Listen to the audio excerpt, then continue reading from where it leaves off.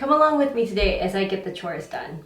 I like to do some of these videos sometimes because it just shows that yes, a lot of gardening is about eating what you sow, and it's really rewarding when you're harvesting and things like that. But I would say, like, I don't know, maybe 80% of it is doing weeding and, doing all the prep work for it. And a lot of times we don't see those things and we just sort of see the rewards. So I kind of want to show you the other side as well. Sometimes it's hard to get a little motivated. Today, for me, is one of those days. Usually once I get up and running though, I end up enjoying what I'm doing. So let's just get started. I've got my to-do list, so let's head out to the garden. First thing I had to do was to weed around the creeping phlox. I planted this in our front yard, but that was a year ago, and it has started to bloom. It has these most beautiful 5-petaled, small, dainty purple flowers, and I want to see more of them. So I am trying to get rid of all of the plants surrounding it so that it has room to spread out. So that was my first task of the day. The next thing I wanted to do was to weed around the yarrow. Yarrow I've been experimenting with over the past few years. Deer do not touch it, so I'm like, it is a go for being outside of the deer fenced area. And it has the most beautiful smell. It is great for when you get cuts or burns. It's very soothing. Nothing stops, you know how you get those small cuts sometimes that bleed forever, it feels like?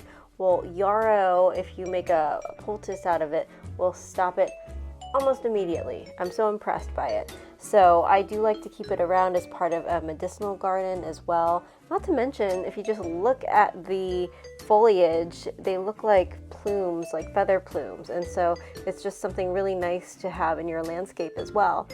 So again, I think that I have some plants that are definitely unintentionally planted there, but I think the previous owner might have done some ornamental planting around it as well. But I am just trying to increase the space for the yarrow, and so I had to weed around it a little bit as well.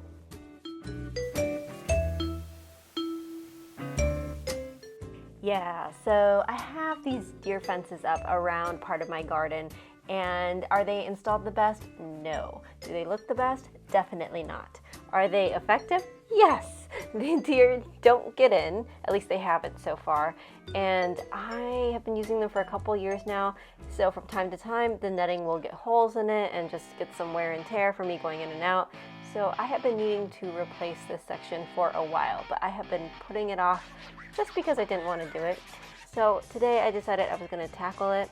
And I had to take off the old netting, and then I had to put new netting on and secure it around the perimeter. The cool thing is, while I was doing this, I noticed a couple things that I might not have noticed normally.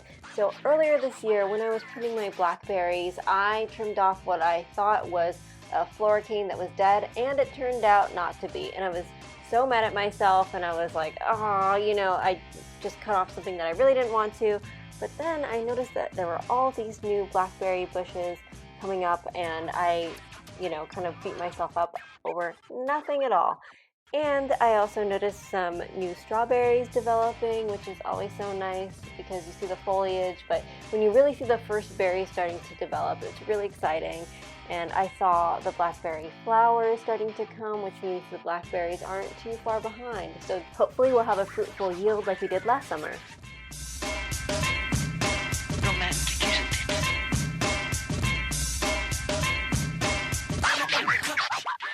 Part of the reason this took me so long is that I let the grass get really overgrown near that bottom part where I had the chicken wire, and the grass grew into the chicken wire and just kind of matted over it and was really pulling that chicken wire down. So I had to just go through and really clean that area up. I haven't done that in years, so that was on me completely. So I went through and just cleaned all that up. But I will say that after I got done with all of that, it was really nice to know that there were no large holes in the fencing, and I could just rest assured that all of the hard work that I'm doing inside the fence would be protected.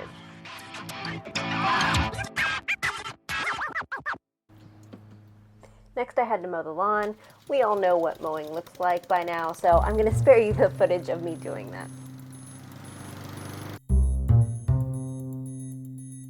The next task was I wanted to plant out my leeks, and I had used a plastic container from, I think it was like some greens or something. I forget, it was so long ago that I had collected this container, but I did a video on how to prepare plastic containers so you can reuse them for planting. If that interests you, I'll put the link in the description below for you. I had prepared this garden bed for the leeks about a week ago, and I practice a no-dig gardening method when I can. I have good experiences with it, and if you're interested in the method, there are some great videos by Maura Gamble and Chores Done on YouTube. I highly recommend their channels, so you can check that out.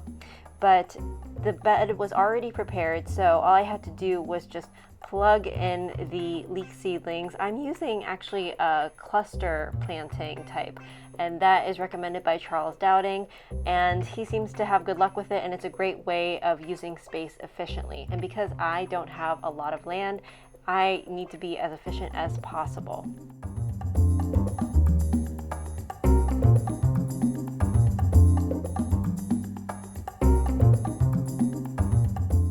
Leeks are heavy feeders, so after I got them in the ground, I wanted to give them a nice soak with some organic fish fertilizer diluted with a bunch of water, and that is what I poured on top of the leek seedlings. And the fish fertilizer is readily available at your local hardware store or nursery.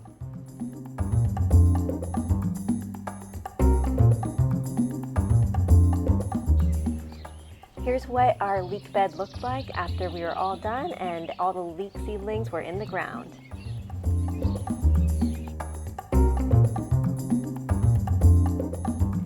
My last item for the day was something that wasn't going to take me a long time.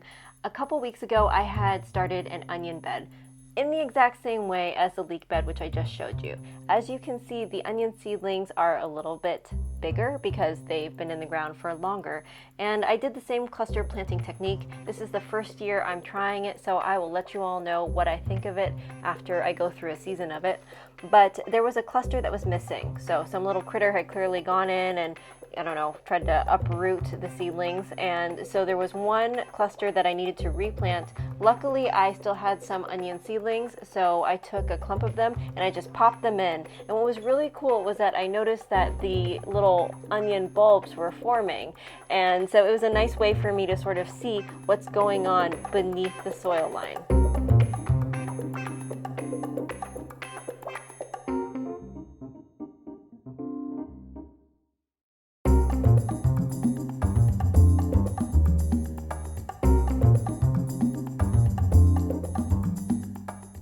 It was the end of a long, warm day, and so I was craving something refreshing, so I made switchel. And you make switchel by adding some apple cider vinegar, and also I added some blackstrap molasses. Now, traditional switchel recipes will call for some cinnamon or some ginger, but to me, I was already warm, and for me, I don't know if this is right or not, but those things kind of produce a warming effect, or at least I think so. And so I chose not to add any ginger to this, but you certainly could, and it would be delicious. And I've also seen variations where they add maple syrup instead of molasses. Either way, it's just something that feels very restorative to the body when you are hot and tired, and it was a really nice treat for the end of a day of chores.